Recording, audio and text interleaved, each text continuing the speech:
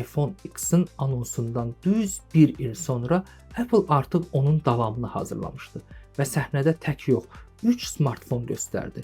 iPhone XR, iPhone XS və iPhone XS Max. Bu isə iPhone xəttinin növbəti böyük mərhələnin başlanğıcı idi. iPhone XS 10-cu seriyanın ideyasını davam etdirirdi. O, eyni 5.8 düymlük ekrana malik idi.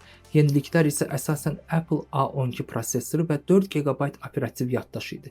Əsl marağı isə həqiqətən yeni model iPhone XS Max doğururdu. 6.5 düymlük ekranı ilə bu artıq çox böyük bir smartfon idi. Daxilində 3174 mAh tutumlu batareya sayəsində XS Max bir şarjla kifayət qədər uzun müddət işləyə bilirdi. Yeni seriyanın bütün modelləri əsas fiziki sim kartı əlavə olaraq eSIM dəstəyini aldı. Hətta bir sıra Asiya bazarları üçün Apple tarixində ilk dəfə 2 sim kartlı iPhone-u da rəsmi şəkildə təqdim etdi. Amma 2018-ci ilin əsas ulduzu əslində iPhone XR, yəni iPhone 10R oldu.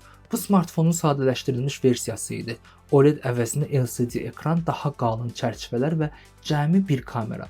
Amma bunun əvəzində möhtəşəm batareya ömrü və demək olar ki, eyni prosesor təklif edirdi.